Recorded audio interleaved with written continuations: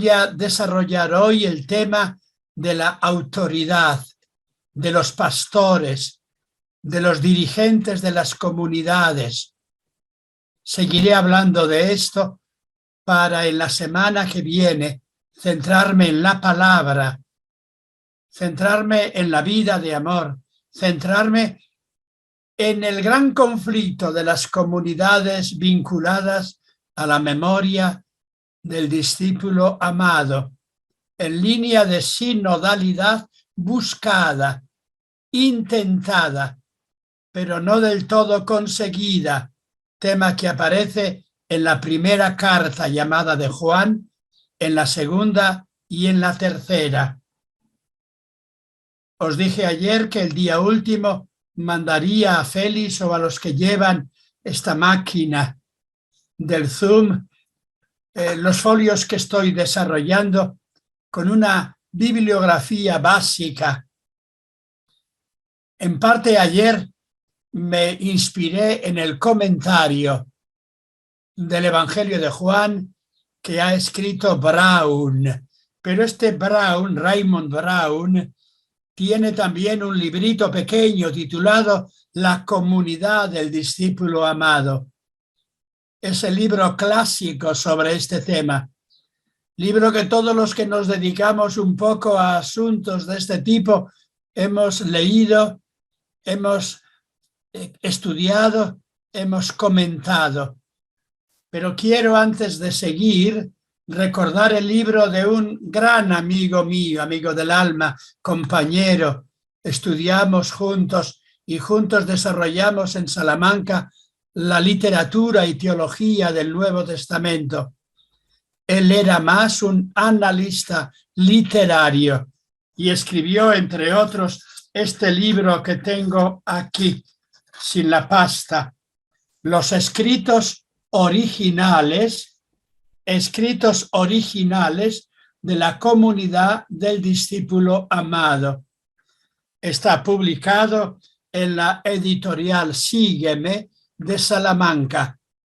Él estaba empeñado en ir separando como arqueólogo, capa a capa, los diversos estratos del Evangelio de Juan y de las cartas de Juan. Él se sentía capaz para ir presentando cada etapa del desarrollo de la literatura del discípulo amado, distinguiendo por años, por lugares, por comunidades. Un trabajo espléndido, el mejor que se ha hecho sobre ese tema que yo conozca. Yo tenía con él la ilusión de escribir la parte teológica. Él no quedó contento con este libro, Los escritos originales del discípulo amado, y escribió más tarde, publicó hace unos 8 años, en la editorial de los jesuitas de España, Salterrae o Mensajero, un libro mucho más gordo que he dejado en el coche, en la máquina, que he tenido que salir a Salamanca. Lo he estudiado allí un poco, pero me ha quedado allí. Ya lo presentaré mañana. Un libro de más de 1500 páginas donde desarrolla las diversas etapas de la literatura del discípulo amado. Él quería escribir eso y yo me comprometí a escribir la parte teológica, porque entiendo bastante menos que él de análisis puramente literario, histórico. Pero por desgracia, Senén Vidal, autor de estos libros, hermano de un famosísimo teólogo moralista llamado Marciano Vidal, murió hace 8 años. Y yo no me he animado a completar su obra como habíamos prometido y programado. Quizás si tengo 2 o 3 años más de cierta lucidez, lo haré. Porque creo que soy capaz de analizar en conjunto la obra del discípulo amado, pero me resulta más difícil ir separando capa a capa como arqueólogo, período a período, grupo a grupo, los escritos del discípulo amado. Pues bien, con esta introducción comienzo con el tema segundo. He escrito ayer a la noche y esta mañana unos folios del tema que tengo bastante desarrollado en otros lugares. Le he puesto como título la autoridad en el Evangelio de Juan, en el cuarto Evangelio. Una autoridad que va desde el principio, desde Juan Bautista, hasta el final, condena de Jesús y experiencia pascual de la Iglesia. En sentido muy extenso, pero muy profundo también, me atrevo a decir que el Evangelio de Juan es un libro que trata de la autoridad cristiana, del modo de ejercer esa autoridad, de aquellos que de alguna manera son portadores de esa autoridad. En el centro de la reflexión de hoy estarán los pastores. ¿Recordáis el tema de los pastores judíos, los pastores cristianos, el buen pastor? Os diré después que esta palabra pastores y pastoral en este momento me parece por lo menos ambigua, porque el concepto que tenemos de pastor, de pastoral, no es el que tenía la primitiva comunidad, el que tenía el autor del Evangelio llamado de Juan. Voy a hacer una radiografía de la autoridad para centrarme en los pastores de la Iglesia, un tema que, como digo, se centra en Juan 10, yo soy el buen pastor. El buen pastor pone su vida, da su vida por las ovejas y distingue el buen pastor del asalariado.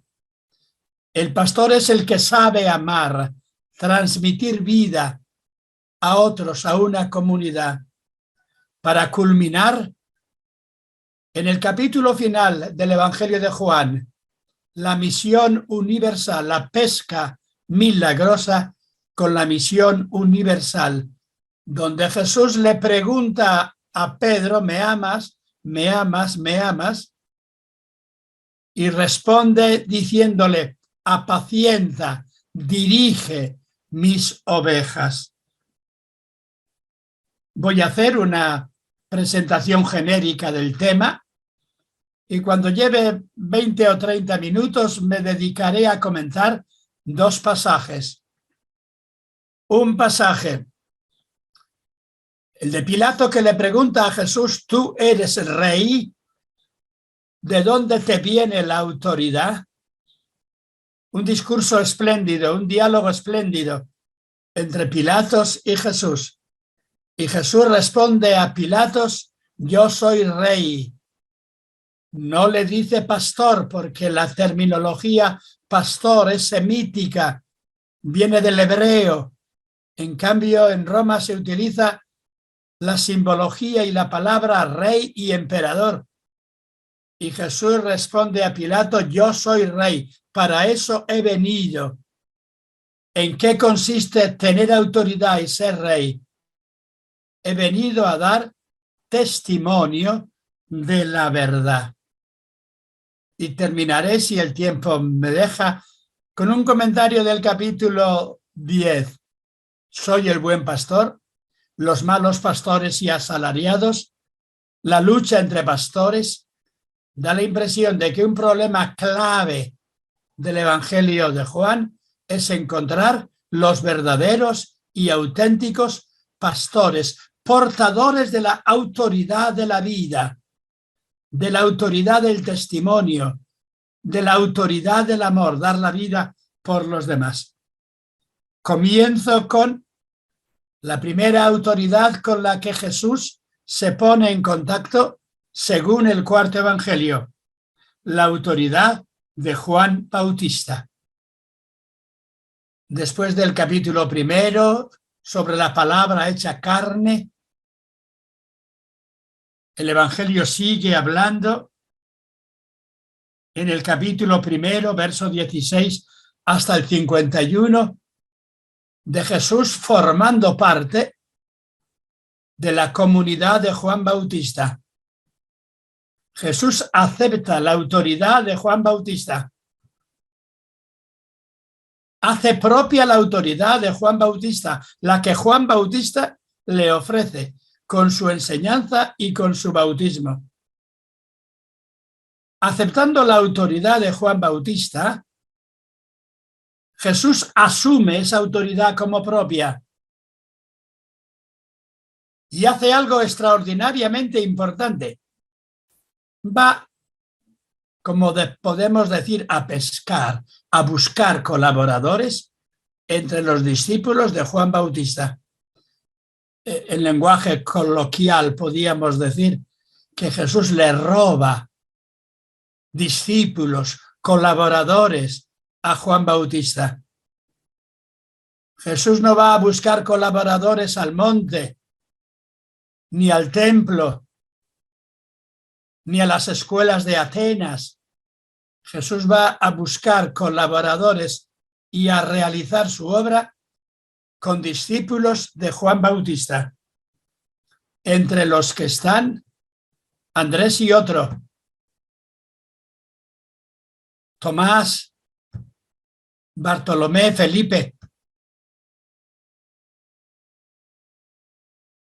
Este primer capítulo del Evangelio de Juan está dedicado en gran parte a poner de relieve cómo Juan Bautista va a recibir a Jesús y va a proclamar la gran palabra: ese es el Cordero de Dios, ese quita el pecado del mundo. Y cómo algunos discípulos de Juan Bautista vienen donde Jesús, le preguntan: ¿dónde vives? Aceptan la invitación de Jesús y le acompañan. ¿Qué autoridad tiene Jesús en el grupo de Juan Bautista, con discípulos de Juan Bautista que él toma como suyos? Empieza teniendo la autoridad de bautizar para perdón de los pecados, bautizar en camino de arrepentimiento y conversión. Pero en un momento dado, Jesús se separa de Juan Bautista. No porque reniegue de él, sino porque cree que el tiempo de Juan Bautista y de su autoridad ya se ha cumplido. Y se traslada a una zona un poco superior, en el río Jordán, y comienza a hacer las cosas que hacía Juan Bautista, como discípulo de Juan Bautista. Anunciar la necesidad de una conversión, de una transformación. Realizar un signo de bautismo, de compromiso, de nuevo nacimiento al servicio del reino. Ese tema del capítulo 1 es básico para entender la autoridad de Jesús. ¿Recordáis que los sinópticos le preguntan a Jesús: ¿con qué autoridad haces esas cosas? Y Jesús responde a los enviados de los sacerdotes: ¿con qué autoridad actuaba Juan Bautista? ¿Con autoridad de Dios o con una autoridad personal de tipo más o menos dudoso? Y los enviados de los sacerdotes no se atreven a ir en contra de Juan, porque tienen miedo del pueblo, que tenía gran cariño a Juan. Y le dicen: pues no sabemos cómo era la autoridad de Juan. Y Jesús les dice: si no queréis pasar por el camino de Juan, tampoco yo os puedo decir qué autoridad tengo. Y estas cosas quedan pendientes en el capítulo 2 y en el capítulo 3, capítulo 2, que habla de, os diré enseguida, las bodas de Caná, la purificación, anuncio de la destrucción del templo. capítulo 3, que empieza hablando de la autoridad del maestro de la ley de Nicodemo. Y en Juan 3, 23, hasta Juan 4, verso 2, se habla de un tipo de disputa entre discípulos de Juan y discípulos de Jesús. Hay como un tipo de envidia de algunos discípulos de Juan. Hay un tipo de enfrentamiento entre algunos discípulos de Jesús. Ese enfrentamiento o esa disputa es la primera gran disputa que aparece en el cuarto evangelio. Podríamos hablar desde nuestra perspectiva actual, desde lo que está hablando el Papa Francisco de la sinodalidad. Podríamos hablar de ¿y por qué no hicieron una especie de concilio, de sínodo? Por un lado, Juan Bautista y sus discípulos. Por otro lado, Jesús y sus discípulos. ¿Por qué no se reunieron 15, 20 días, 2 meses para coordinar esfuerzos, para encontrar una base única común? Pues bien, el Evangelio supone que no lo hicieron, que se respetaron mutuamente, que Juan dijo las cosas más grandes que se pueden decir de Jesús, que Jesús dijo las cosas más profundas que se pueden decir de Juan, pero que cada uno fue por su camino.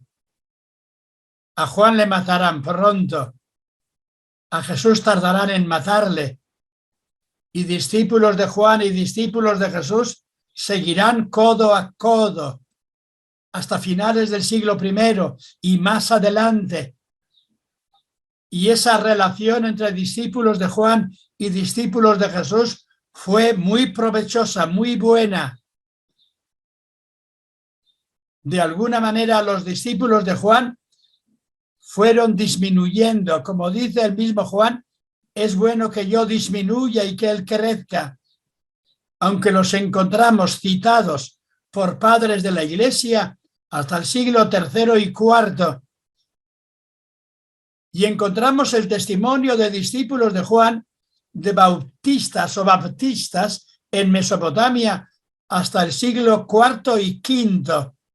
De tal manera que un famoso, grandísimo predicador llamado Mani, fundador de eso que solemos llamar iglesia, a veces herejía de los maniqueos, de alguna manera apelaba no solo a Jesús, sino a Juan Bautista. Hay una famosísima literatura llamada de los mandeos, grupos bautistas, que apelan a Juan Bautista, que quedaron en el sur de Irak, en la zona cercana a Nínive, hasta hace tiempos muy recientes.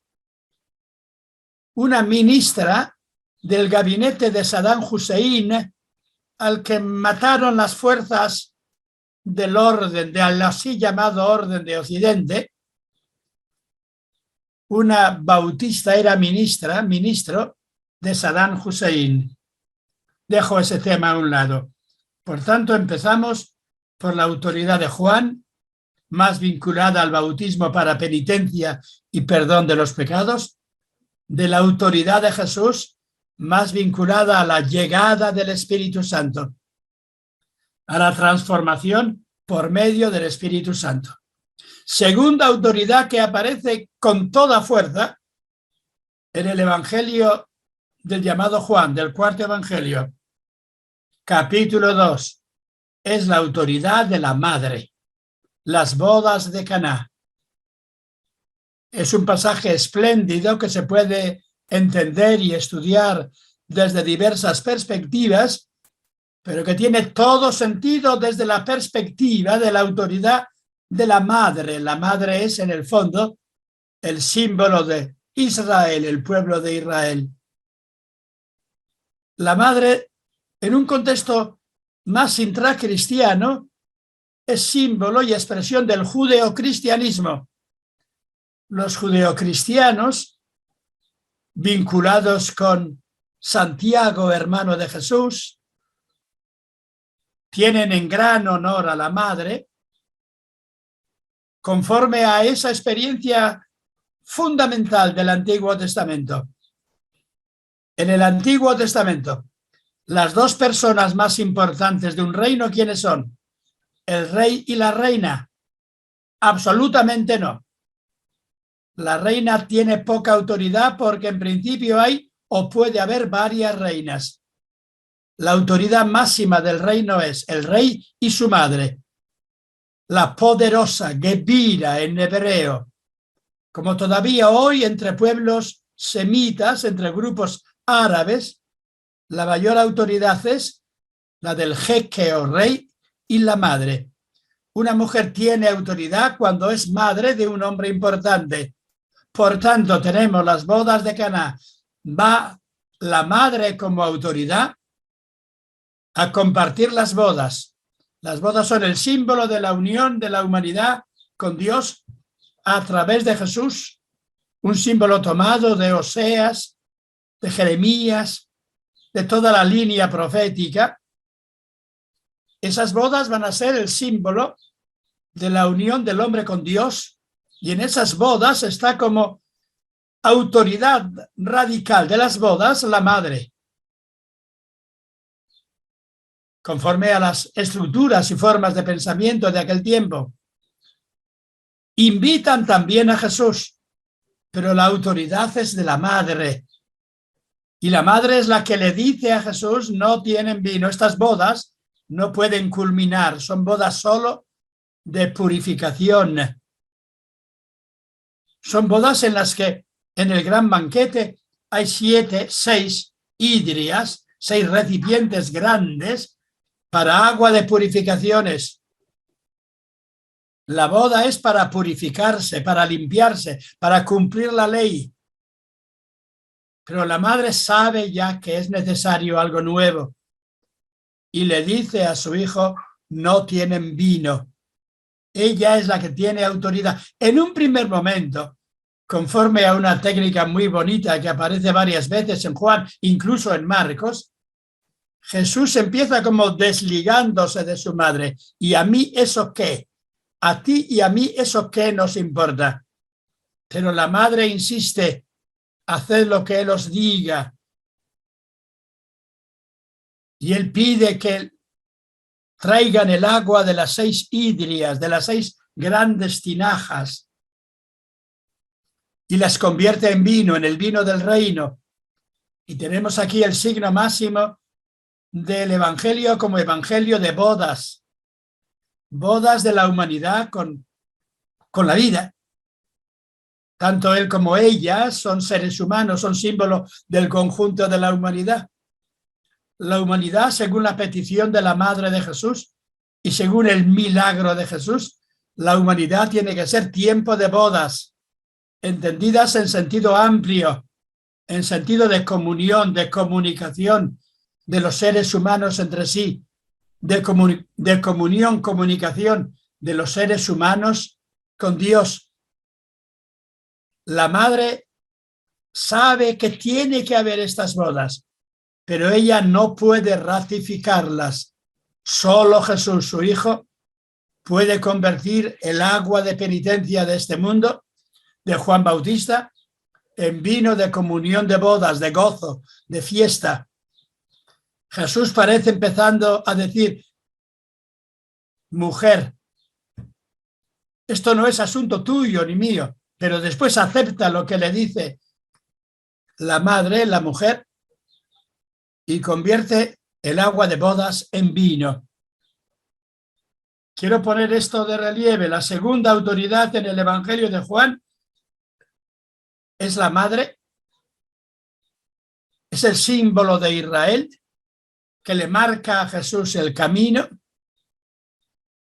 le dice a Jesús lo que tiene que hacer en el fondo de una manera veladísima, pero insistente. Jesús acepta lo que le dice su madre, el Antiguo Testamento, el camino de la humanidad, y convierte la humanidad de la ley en humanidad de bodas. Difícilmente se puede encontrar un símbolo mejor que este.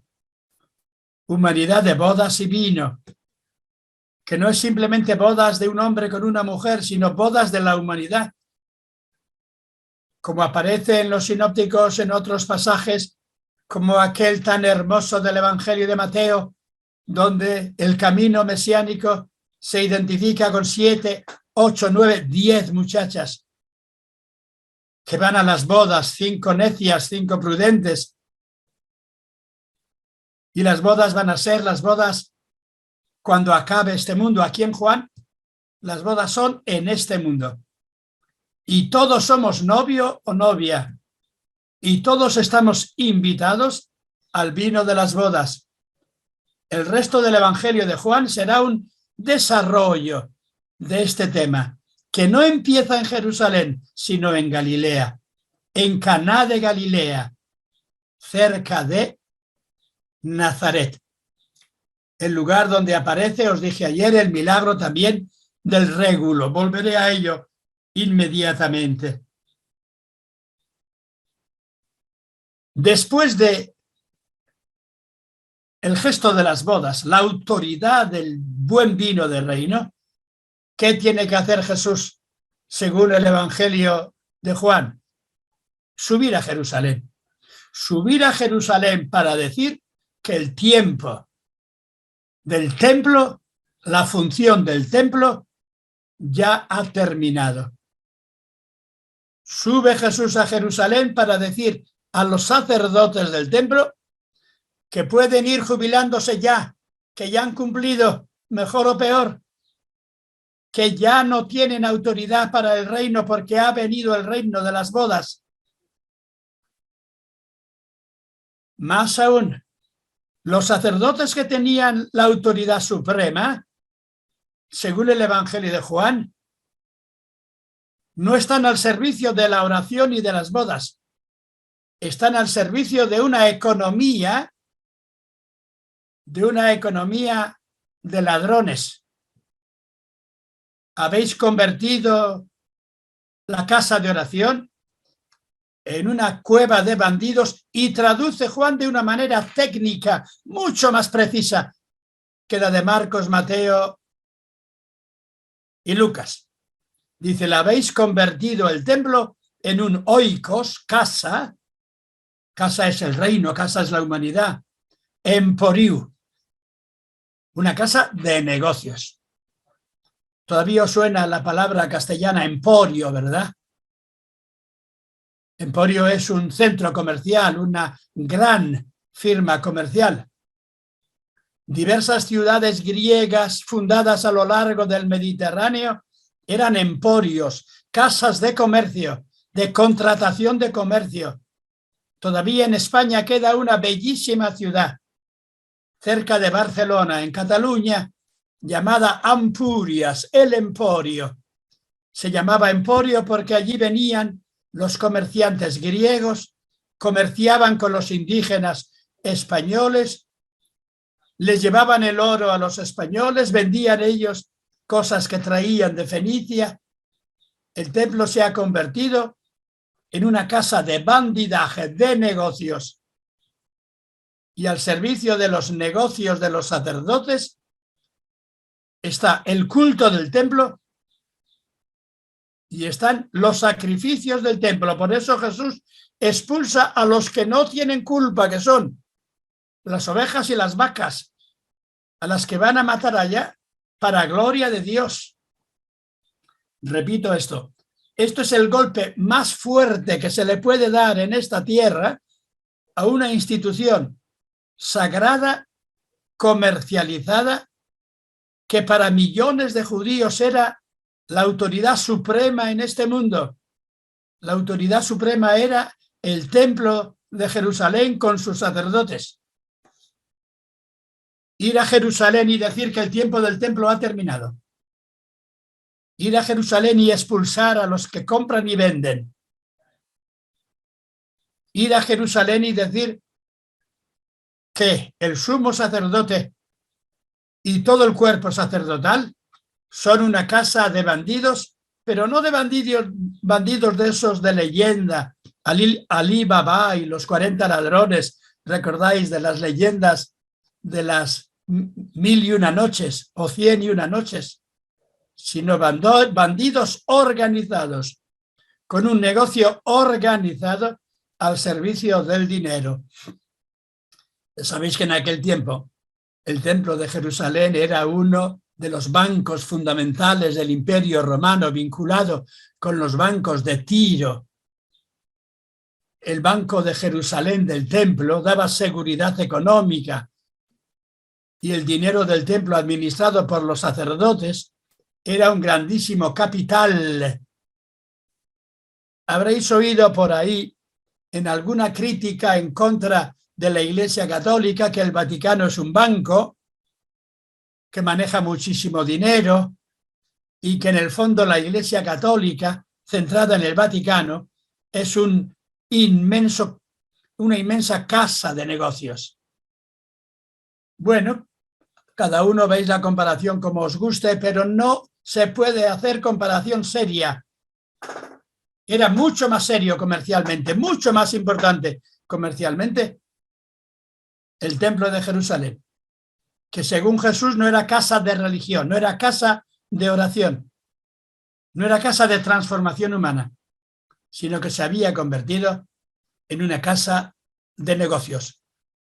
Oikos Emporiou, un banco universal al servicio de los negocios de los sacerdotes judíos. Es duro así, pero es así. La tercera autoridad que Jesús quiere criticar totalmente es la de los negocios del templo. La primera autoridad, la de Juan Bautista, la acepta, la asume, toma a Juan Bautista como compañero y amigo. Podemos seguir haciendo trabajo juntos. La autoridad de la madre en las bodas de Caná es importante. Jesús puede discutir un poco, pero la acepta. Él ha venido no a hacer los negocios del templo, sino a que culmine la vida de amor, de comunión, de matrimonio, en los diversos ámbitos de hombres y de mujeres. Cuarta autoridad, importantísima, después de la autoridad del templo. No todo lo vinculado al templo de Jerusalén era malo. Había en el templo de Jerusalén personas de grandísima honestidad moral e intelectual, con una gran autoridad para poder enseñar y animar en la línea del auténtico judaísmo, el judaísmo rabínico, de maestros increíblemente importantes, desde Gilel y Shammai en aquel tiempo, un poco antes, los autores de Salmos, del libro de los Proverbios, judíos hasta el día de hoy, de una inmensa autoridad moral, intelectual. Yo no podría ser teólogo ni estudiar Biblia si no tuviera en el fondo el camino que han hecho los grandes maestros judíos, los de la Mishnah, los del Talmud, los de la Cábala. En tiempos modernos, ¿quién podía ser Levinas? ¿Quién podía ser, por ejemplo? Pues estoy recordando Rosenzweig. ¿Quién podía ser? Martin Buber. Personas con las cuales se puede y se debe dialogar si uno quiere aprender Biblia. Y Jesús fue a dialogar ¿con quién? Con Nicodemo. En los evangelios sinópticos este tema no aparece, aparece en Lucas, al final del capítulo 2, donde Jesús, adolescente, va a discutir con los maestros del templo en sentido más o menos positivo. Se queda en el templo discutiendo con la autoridad del templo. A los 12 años, al cumplir la mayoría de edad, esa conversación de Jesús con los maestros del templo es fundamental para seguir hablando del Evangelio, pero Jesús, según Lucas, a los 12 años deja el templo, vuelve con José y María, crece con ellos y se dedica al trabajo, a la universidad de la vida, no a la universidad de los estudiosos enterrados, la universidad del trabajo, del sufrimiento humano y de la vida. Pues bien, hay un autor judío de gran importancia que en algún momento parece compararse con Jesús, que es Flavio Josefo. Él cuenta que también fue a estudiar con los rabinos del templo como Jesús, y él dice que hay diversos tipos de autoridades en el mundo que son más o menos buenas. Y en un capítulo de su obra sobre las antigüedades de los judíos distingue 3 o 4 autoridades. La autoridad monárquica del rey, la autoridad oligárquica de los nobles, de los senadores, la autoridad de quienes, de los bandidos y demás, de los tiranos, y la autoridad verdadera, que es la de Dios, la de los sacerdotes como representantes de Dios. Jesús, en cambio, en su gesto del templo dice: estos sacerdotes no son representantes de Dios, son representantes de la mamona, del dinero. Pues bien, inmediatamente después, en el capítulo 3, aparece Jesús dialogando una noche, en la noche, con Nicodemo, que aparece en la tradición cristiana y también en la judía como uno de los grandes maestros de Israel. Este Nicodemo aparece después en la tradición del entierro de Jesús, como aquel que con José de Arimatea entierra, da honor a Jesús, diciendo que ha muerto en manos de Dios. Este Nicodemo, que en ciertas tradiciones judías aparece como un judío muy abierto a un tipo de mesianismo cercano a Jesús, discute con Jesús. Y discuten de cómo se puede nacer de nuevo. Este es el tema. El buen judío Nicodemo cree que no es necesario nacer de nuevo, porque siendo lo que somos, es bastante. Todos nacemos de la obra, palabra de Dios. Y Dios nos ha hecho a todos como representantes suyos, testigos de su vida. Jesús le dice, sin embargo, que hay que nacer de nuevo. Si no naces de nuevo del agua y del espíritu. Jesús acepta la autoridad del rabino, discute, dialoga con él, no le condena, pero quiere pasar adelante. Hay más que lo que dice este gran rabino llamado Nicodemo. Hay que aprender a nacer de nuevo. Y a lo largo del Evangelio veremos lo que significa este nacer de nuevo, que es morir dando la vida por los demás. Sigo adelante.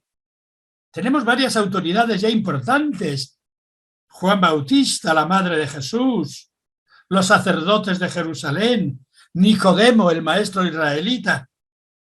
Pero inmediatamente después, con una sorpresa increíble en el capítulo 4, el Evangelio de Juan repite de alguna manera la escena de las bodas de Caná.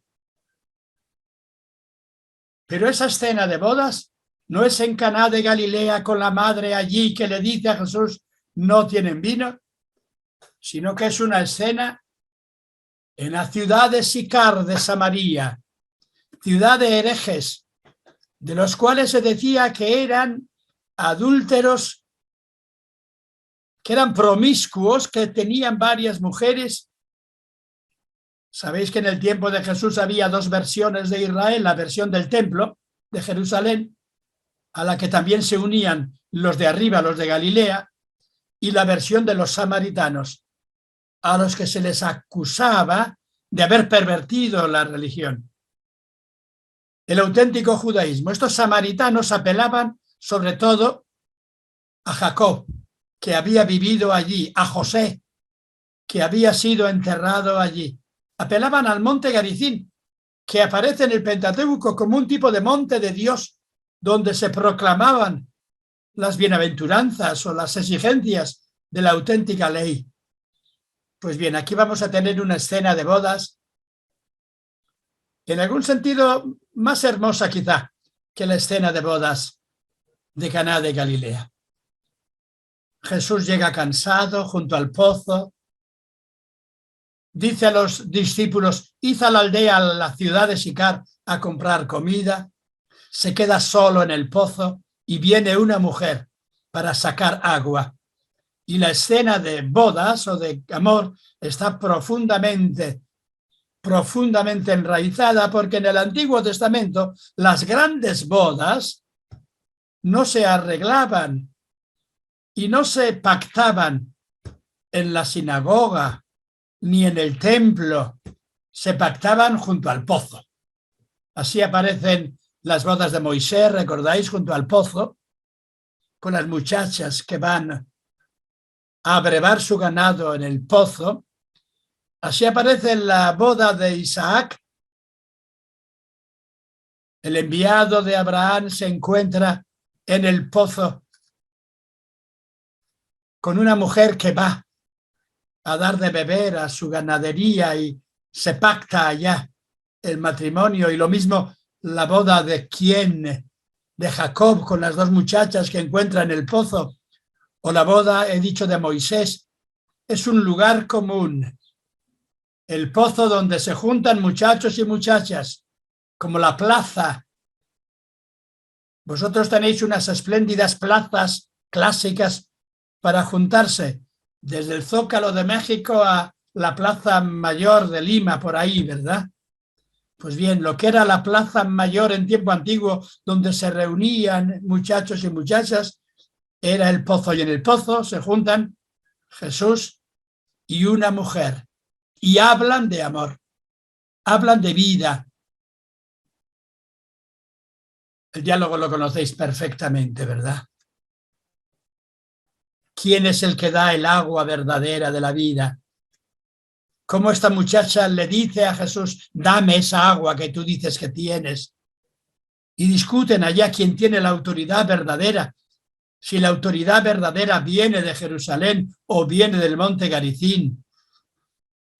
Y Jesús no le echa en cara nada a la mujer, le dice con plena naturalidad, oye, mujer, has tenido bastantes problemas en la vida, has tenido 4 maridos, el que ahora tienes no es tuyo. Le cuenta además cómo el camino de Dios no va ni por el monte Garizim, ni por Jerusalén, sino que va en espíritu y verdad, que hay una autoridad distinta, la autoridad de Dios que habla dentro, espíritu, y la autoridad de la verdad. Esta mujer de Samaria aparece en la tradición del Evangelio de Juan como fundadora de la iglesia de Sicar en Samaria. Por tanto, la autoridad en este caso, la que de alguna manera sustituye a la madre de Jesús y a la novia de las bodas de Caná, es esta mujer que no sabemos cómo se llama, que aparece como la primera evangelista real del cuarto evangelio. Es la primera que va al pueblo y le dice a la gente, he encontrado en el pozo a un hombre que me ha dicho estas cosas, me ha hablado de nuestra historia, ¿no será el profeta? Llamadle que venga y hablamos con él. Y Jesús viene y habla no solamente con la mujer, sino con los habitantes de la zona.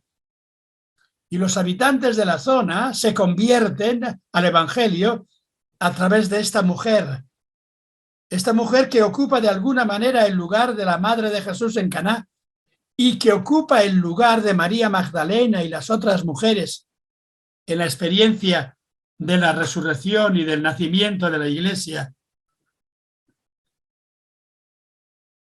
Después, en quinto lugar, la autoridad suprema, capítulo 6, es el pan, el dar de comer. Ayer os conté algo, esta historia de la multiplicación de los panes y de los peces y de cómo le quieren hacer a Jesús el rey, le quieren dar la autoridad real para alzarse contra Roma y tomar el reino, ocupar el reino. Por tanto, de alguna manera, expulsar al rey Herodes Antipas, expulsar al procurador romano, que es en ese momento Poncio Pilato. Jesús, como aquel que puede a través de un tipo de guerra victoriosa, a través del pan compartido, que puede hacerse rey de los judíos. Esta autoridad está presente desde ahora en todo el Evangelio. Los romanos condenarán a Jesús porque a su juicio él se ha presentado como rey de los judíos. Y la inscripción escrita sobre la cruz pone Jesús, Yeshua, Hanos Ri, que se puede traducir de dos maneras. Se puede traducir como se traduce casi siempre, Jesús Nazareno, de Nazaret. No es mala traducción, pero al pie de la letra no se dice Jesús el Nazareno, sino el Nazoreo, el enviado de Dios, Nazoreo. Jesús Hanos Ri, Melech HaYehudim, rey de los judíos. El INRI, la I, Jesús. La N, Nazoreo o Nazareno, Jesús Nazareo. La R, en latín res, en griego sería B, imbi. En hebreo sería M, Melech, de los judíos. ¿Cómo es Jesús rey de los judíos? ¿Cómo es Jesús el rey universal? ¿Cómo se hace el camino que lleva de Juan Bautista por Caná de Galilea, por la expulsión de los mercaderes del templo, por el diálogo con Nicodemo, por el diálogo con la samaritana? ¿Cómo se llega al Jesús rey? Rey que da de comer. Y cuando le quieren coronar rey y decirle danos de comer, Jesús proclama el gran discurso del capítulo 6 ante la sinagoga de Cafarnaún y dice: no se trata de dar de comer a otros, sino de hacerte tú comida para los otros. ¿Recordáis aquella frase que, según dicen, decía el presidente Kennedy cuando fue proclamado presidente de Estados Unidos? No se trata de lo que te puede dar a ti Estados Unidos, sino de lo que tú puedes darle a Estados Unidos. ¿Recordáis esa frase? Que es, iba a decir una frase vulgar, conocidísima, viene de toda la tradición anterior, que está aquí en el fondo. No se trata de que le pidas a Dios que te dé de comer.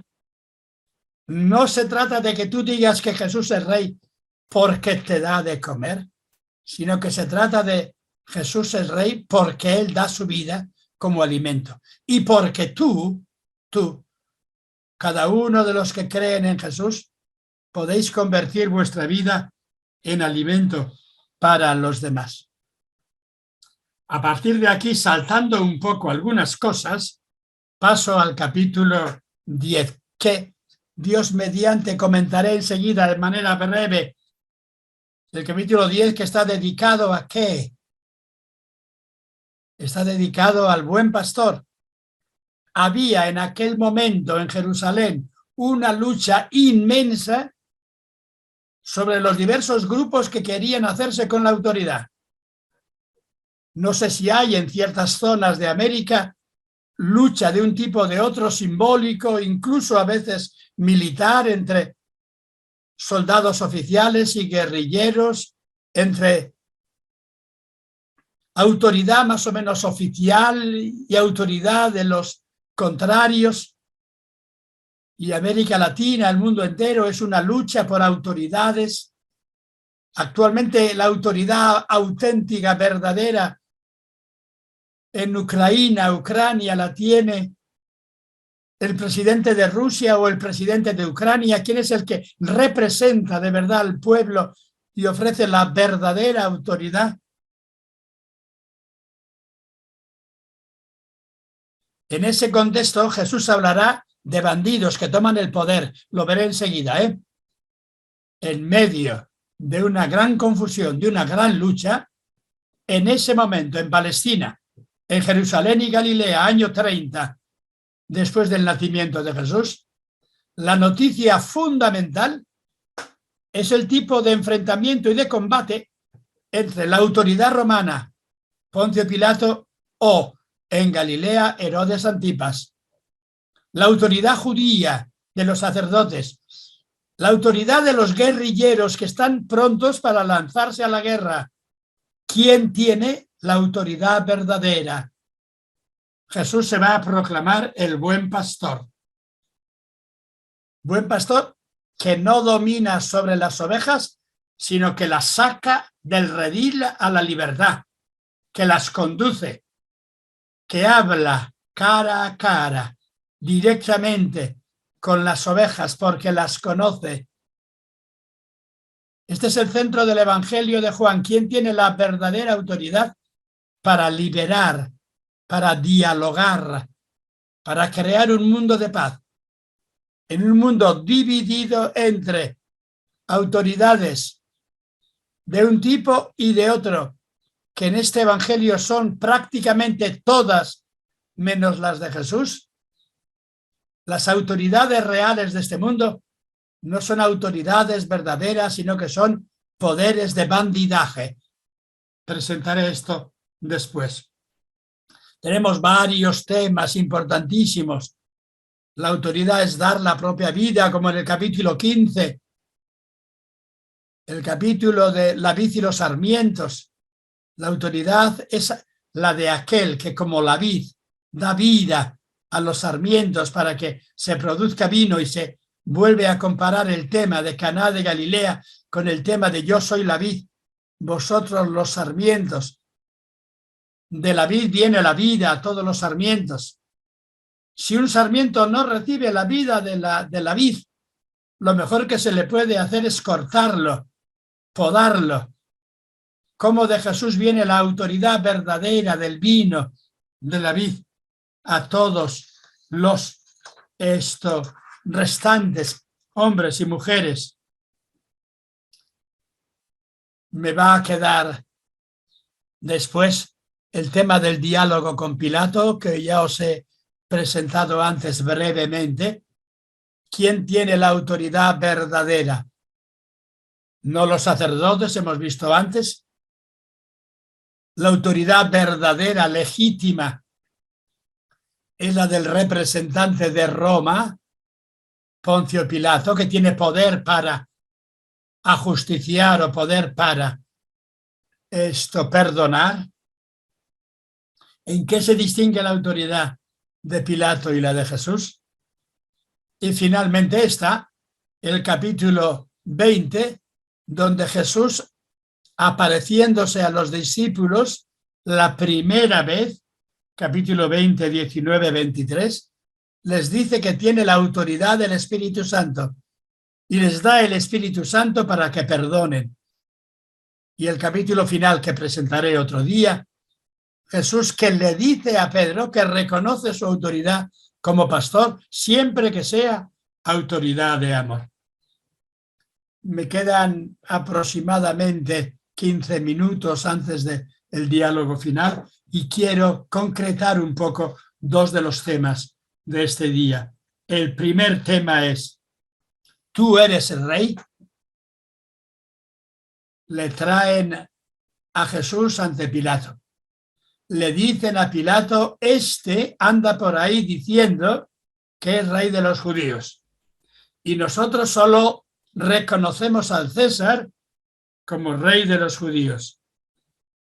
Y le pregunta Pilato a Jesús, capítulo 18, verso 37, ¿tú eres el rey? Y Jesús responde, para eso he nacido, soy rey. En griego, Basileus eimi, soy el Basileus, soy el rey. Soy el rey. Melech ani, en hebreo o en arameo, soy el rey. Evidentemente Pilato le puede tomar a broma. ¿Cómo tú dices que eres el rey si no tienes legiones, ni autoridad reconocida de tipo monetario y social, sino que eres un perturbador de calle? Se cuentan de ti cosas extrañas, quizá importantes, pero se piensa que vas engañando a la gente. ¿Cómo dices que eres el rey? Y repite Jesús, yo para eso he venido, para ser rey. Y define el sentido de la autoridad diciendo, soy rey, he venido al mundo para dar testimonio de la verdad. Lo digo en griego, me perdonáis, sin amartirese, te aletheia. Uno es rey, uno tiene autoridad verdadera si es testigo de la verdad de la vida, del amor de la vida. Y sabéis cómo responde Pilato, ¿verdad? Una respuesta totalmente lógica, pero increíble. Como que se lava las manos, eso aparece en Mateo y dice, oye, ¿y qué es eso de la verdad? A mí la verdad no me importa para nada. La verdad es cosa de filósofos que andan discutiendo por ahí, de Sócrates, quizá de Platón, pero eso no tiene repercusión en la vida real. Actualmente hay algunos que dicen que en este momento estamos no en el reinado de la verdad, sino de la posverdad, de la verdad que engaña, que miente. En el Apocalipsis se dice que el primer poder demoníaco del mundo son las armas, el ejército. Apocalipsis 13. Y el segundo poder demoníaco del mundo es el de la mentira, el profeta mentiroso. Porque las autoridades de este mundo universalmente mienten y viven de mentir. No sé si esto es verdad, por favor, ¿eh? Desde un punto de vista puramente político uno puede discutir sí o no, según el tipo de política que él siga. Pero visto desde la radicalidad de Jesús, que habla ante Pilato, representante del César de Roma, que es una autoridad bastante seria, dice, venido a dar testimonio de la verdad. Y mi autoridad, mi reino es la verdad. Soy rey de aquellos que buscan la verdad. No soy rey por armas no se es rey. No soy rey por propaganda política de un tipo o de otro. No soy rey por dinero. Soy rey como testigo de la verdad. Aquí estamos ante la autoridad suprema de Jesús, que no fue inventor de empresas productoras. ¿Productoras de qué? De cereales o de armas. Que no organizó mercados como los sacerdotes del templo de Jerusalén, que tenían un mercado extendido por todo Oriente. Que no fue rey ofreciendo una alternativa de este mundo de militares, de dinero, de propaganda, sino que fue rey siendo testigo de la verdad. Testigo de la verdad de Dios. Y se le puede contestar diciendo, tú no tienes la verdad, sino que eres mentiroso.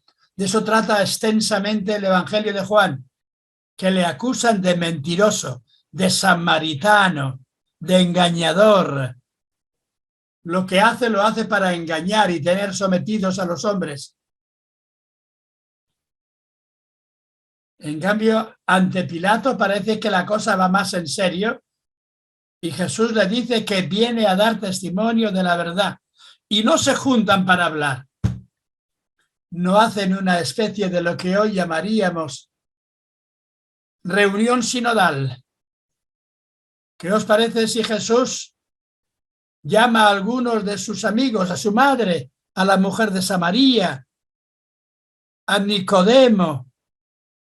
¿A quién puede más llamar Jesús? Llama a cantidad de gente, a sacerdotes del templo, llama a Pilato, se reúnen y dicen, vamos a tratar de la verdad.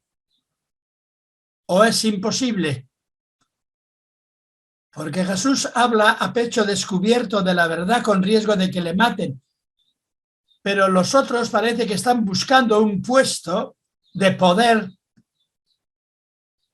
de poder militar, de poder social, de poder económico, de poder ideológico religioso. Jesús no busca ningún tipo de poder y se presenta como testigo de la verdad.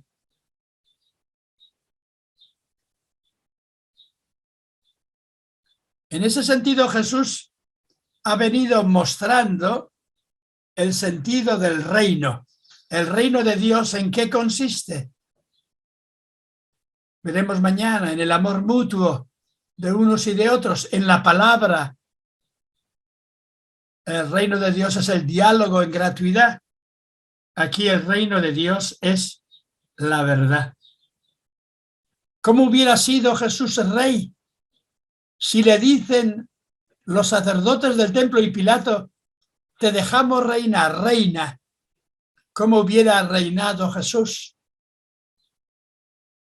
Tenemos ejemplos de filósofos, de sabios que han reinado, quizá en China, Confucio, en Grecia, Sócrates.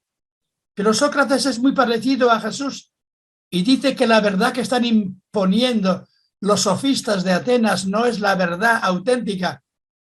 Y en el Areópago le condenan a muerte, como condenan a muerte por querer ser testigo de la verdad. No fue Jesús un pensador erudito externo, sino un hombre que quiso sembrar en el mundo el camino de la nueva humanidad de bodas, Caná, de la nueva humanidad de la salud, de la concordia, de la vida entregada por los demás. Y me quedan aproximadamente 10 minutos antes de... Quisiera que hubiera diálogo, vamos a ver si podemos tenerlo, si he dado motivos suficientes para pensar en un diálogo.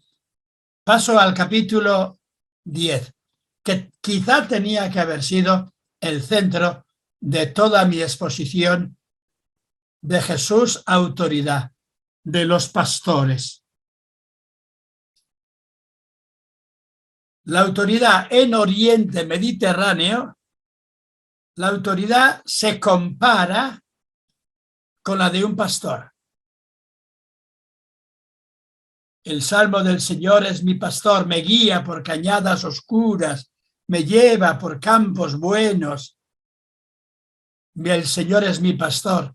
En segundo lugar, ese salmo del buen pastor se convierte en salmo del templo. El buen pastor se convierte en sacerdote de templo y me invita en el templo a compartir los valores del templo, de la vida sagrada en frente de algunos enemigos. El gobierno de los reinos semitas del entorno a Jerusalén, de Siria, de Mesopotamia, el gobierno es un gobierno de pastor sobre ovejas.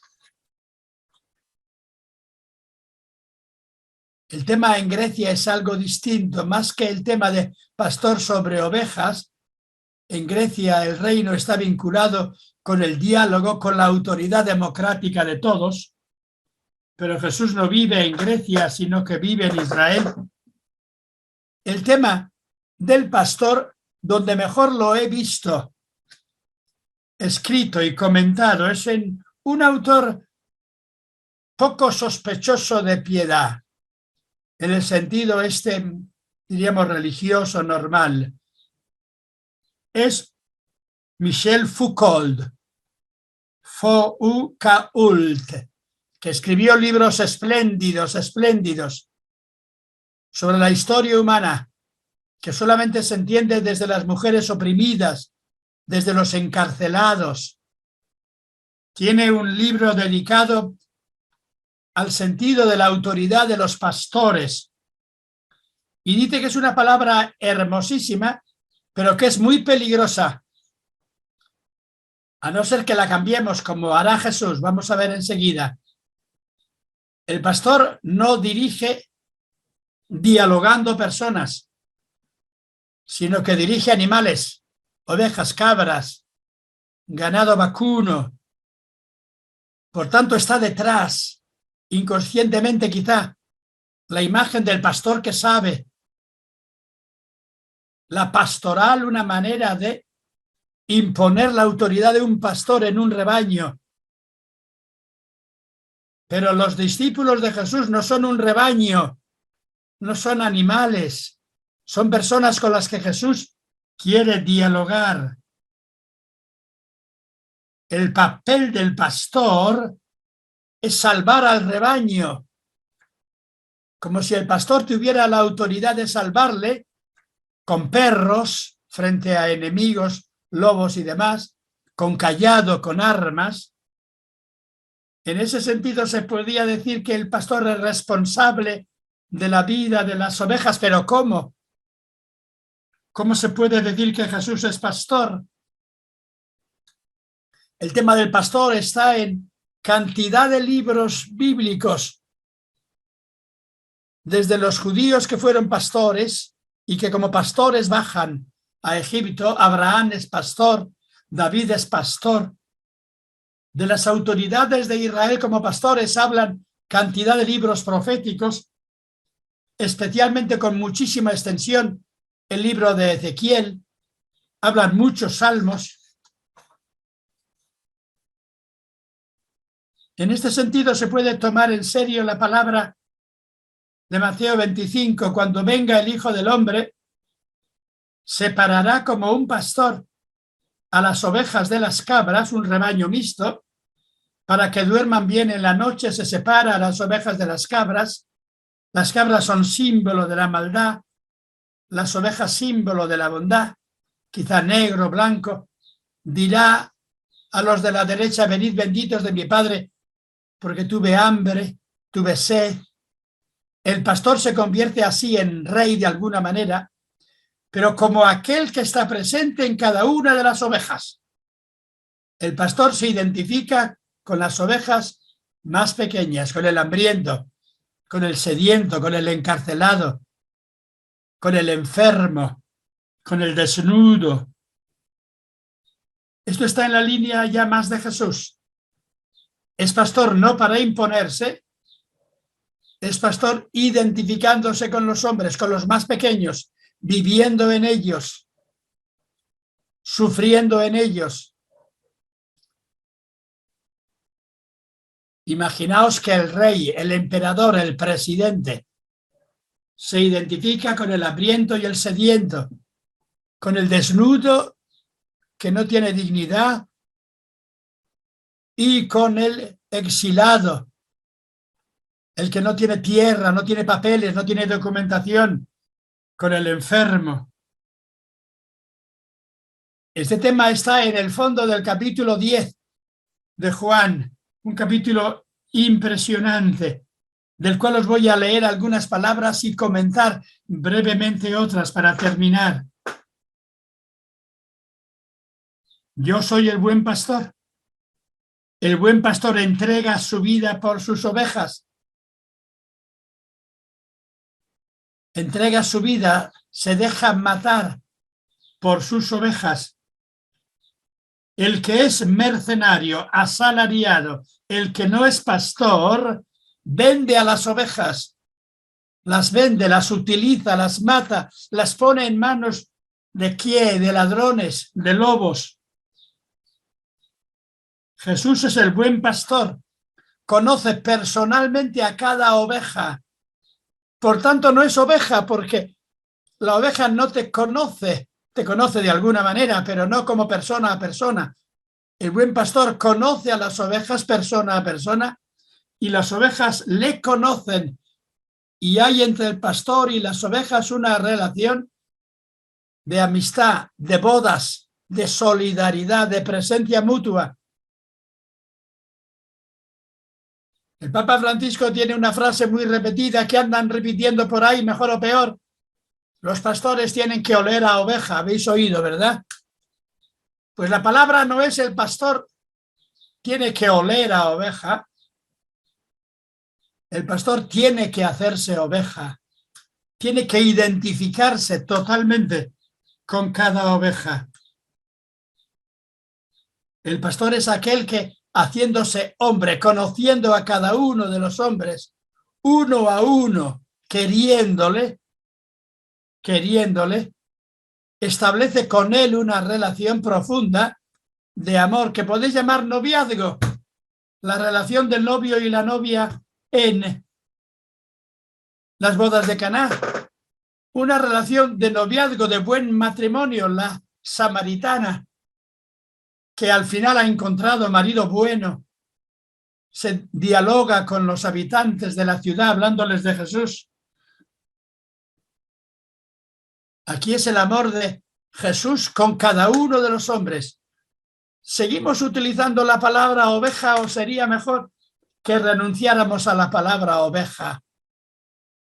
Porque queramos o no, la palabra oveja nos trae como dificultades por dentro. Cuando un obispo dice queridos hermanos, bueno, queridos amigos, bueno, puede decir queridas ovejas. O ya vemos que esta imagen no es apropiada del todo.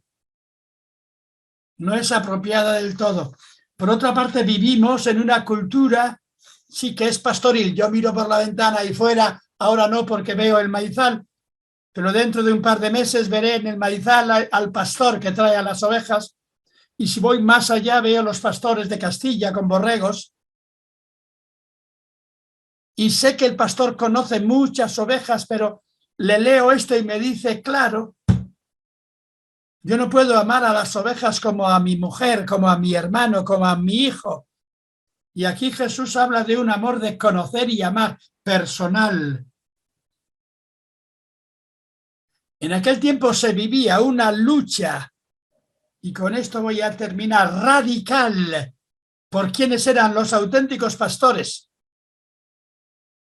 Y quizá no hubo una guerrilla tan larga como en algunos países de América o España, pero hubo un tipo de guerrilla desde el siglo IV, III, II antes de Cristo hasta el tiempo de Jesús.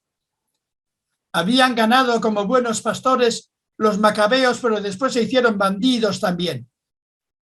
Y en tiempo de Jesús quedaba la autoridad del templo, la de los romanos, la de los reyes, más o menos súbditos de Roma, como Herodes Antipas en Galilea.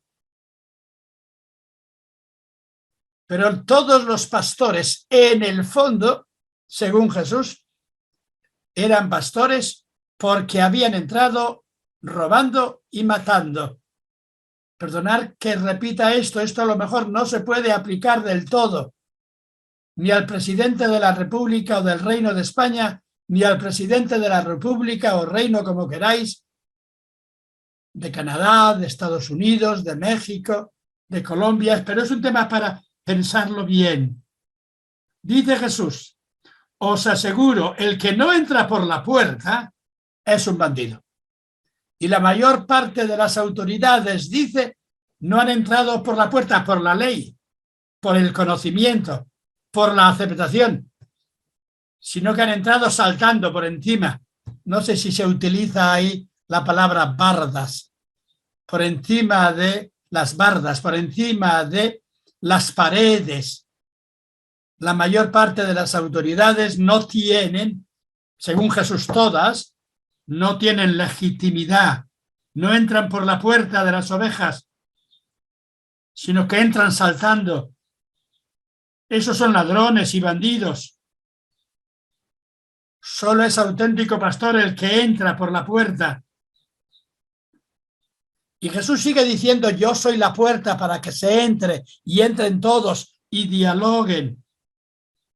El que entra saltando por arriba, ¿entra para qué? Entra para robar, para matar, para hacer estragos. Es una palabra durísima, pero es igual que la de los sinópticos, donde se dice las autoridades de este mundo tiranizan a sus súbditos y encima se hacen llamar bienhechores y piden que les pongan una estatua delante del Palacio Real o en la Gran Plaza. La forma de entender la autoridad en aquel tiempo, hoy quizá hemos avanzado, somos distintos, era durísima. Los que entran por fuera, como han entrado, ¿quién ha entrado por fuera? Los romanos conquistando, no eran malos, pero entraron conquistando. Los romanos con los sacerdotes de Jerusalén que han pactado en guerra también y están dominando. Y están en un momento en que se está oyendo por todas partes la voz de los guerrilleros celotas que están esperando la primera oportunidad para entrar. Y Jesús no se pone de parte tampoco de estos guerrilleros celotas. No quiere decir que a lo mejor no los estime más que a los romanos, pero no va por ese camino, porque ese camino es el camino de la imposición y de la guerra, del robar y del matar para seguir reinando. Más aún, Jesús sigue diciendo que Él ha venido para sacar a todos. Están encerrados en un gran redil. ¿Cómo se diría ahora? Max Weber, que fue el que estudió mejor todo esto hace 100 años, un grandísimo sociólogo, Max X y Weber con W y B, Weber, dice que esta sociedad moderna nos mete en una caja de hierro y nos encierra. Y la autoridad económica, político-militar, ideológica de este mundo nuevo, decía Max Weber hace 100 años, morirá el año 1922 si no recuerdo mal. Vamos avanzando hacia un mundo de dictadura mundial y él analiza de manera durísima la dictadura de tipo soviético que están haciendo en Rusia y va a Estados Unidos y pasa bastante tiempo y dice, como siga en esta línea de un capitalismo triunfante, el mundo dirigido por Estados Unidos se va a convertir en una cárcel donde estamos todos atados, maniatados por el dinero. En ese sentido se puede entender un poco esta profundísima imagen de Jesús. El mundo es un gran redil, una gran, como diríamos, en Aragón de España dicen paridera, lugar donde paren las ovejas. En otros lugares se dirá aprisco, quizá, se dirá redil, etcétera. Y estamos encerrados todos. Y Jesús ha venido a sacarnos, a abrir la puerta para que podamos vivir en libertad, porque nos conoce uno a uno. Ese gran redil, aprisco de la humanidad es el mundo entero. No solo el templo de Jerusalén, no solo en la tetrarquía o reino de Galilea, no solo el gobierno de Poncio Pilato sobre Samaria y Judea, sino el mundo entero. Hace falta una puerta de la libertad para salir al reino de la libertad. El nombre que significativamente le llamaron los comerciantes árabes a la capital de Tanzania, Dar Dor es Salam, la puerta del Salom, de la paz. ¿Dónde está la puerta de la paz universal? Jesús quiere ser esa puerta de la paz universal. Conoce al portero, que es Dios, o él mismo es el portero, el que abre. Quiere que los que entren por la puerta sean mensajeros de libertad, y solamente se puede ser mensajero de libertad dando la vida por los demás. Y desde aquí nos queda pendiente el tema del último día o del anteúltimo, que será el tema de Jesús, que le pregunta a Pedro, ¿me amas? No le pone otra condición. Apacienta, organiza, anima la vida de mis ovejas. Y tenemos un par de minutitos, me he alargado otra vez. No sé si está por ahí alguien, el padre Manuel, que dé palabra a alguien, porque si no me avergüenzo de hablar yo solo. Gracias por haberme escuchado hasta aquí. A ver si aquí en la sala alguna resonancia, algún comentario a lo que hemos escuchado, antes de pasar a los que están ahí en Zoom.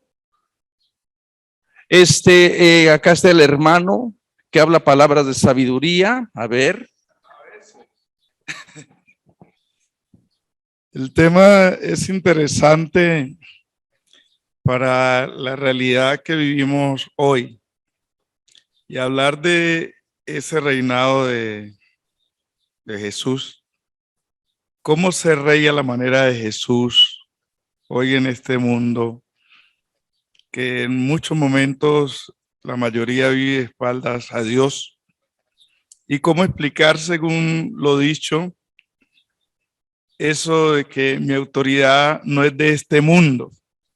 Sí, es aquí donde hay que mostrar esa autoridad del servicio, del amor. Y cuando hay otras fuerzas tan tremendas como los medios, el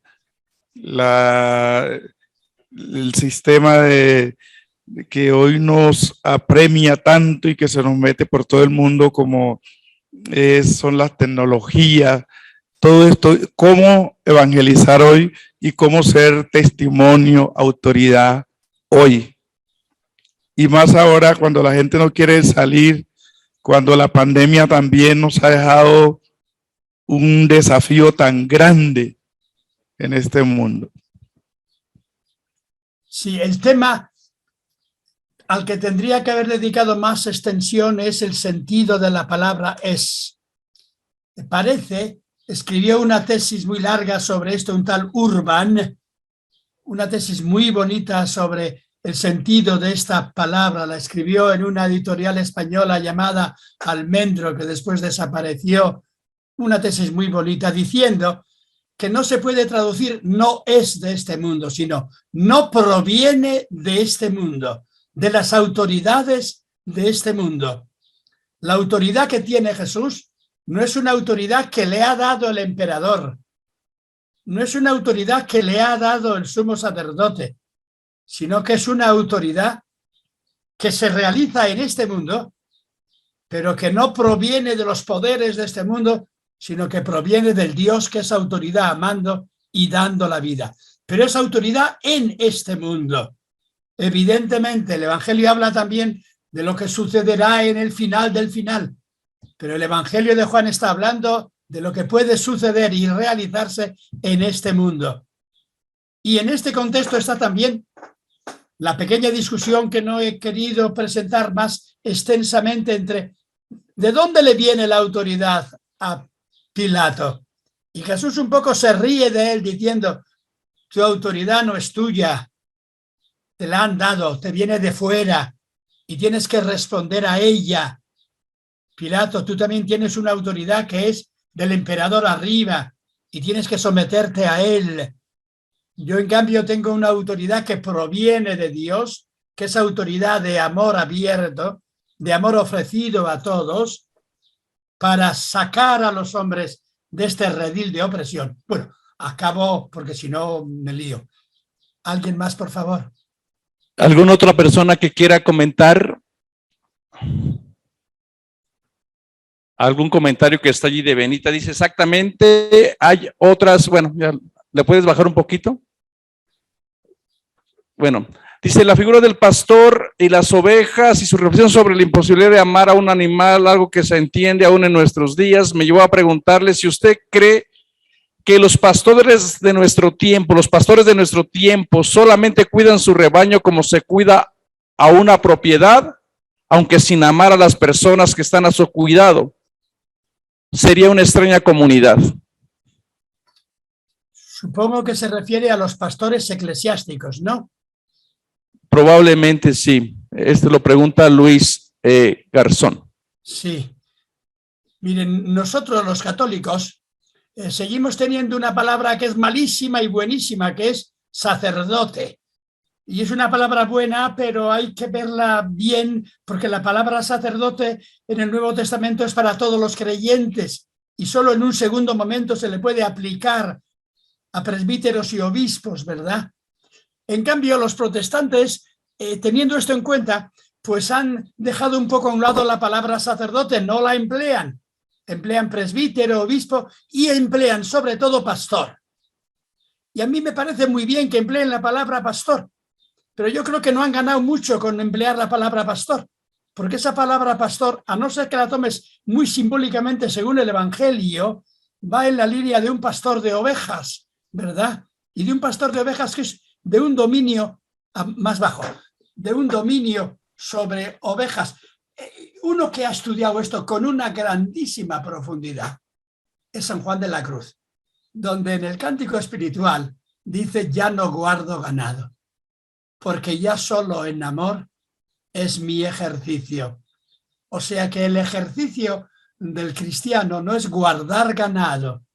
Guardar ganado es tenerlo más o menos sometido, dirigirlo desde arriba con autoridad superior. Ya no guardo ganado, sino solo en amor es mi ejercicio. Ese es el tema de fondo de este capítulo 10. El pastor es alguien que sabe amar, y así aparecerá en el capítulo final. Pedro, ¿me amas? Iría por ahí.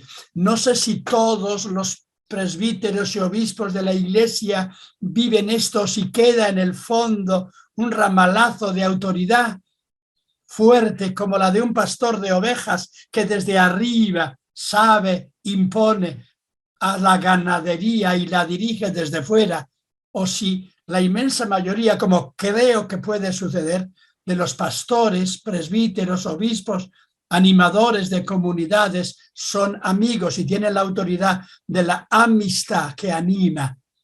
Iría por ahí el tema. Yo mucho más de esto así no puedo decir. Bueno, yo creo que es un tema que se va a poder a lo mejor en las siguientes clases exponer un poquito. Le damos las gracias, doctor Picasa, y me gustaría después, cuando terminemos esta conferencia, que esté pendiente.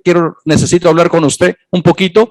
Y bueno, les damos las gracias a todas las personas que se han sintonizado por medio de Zoom.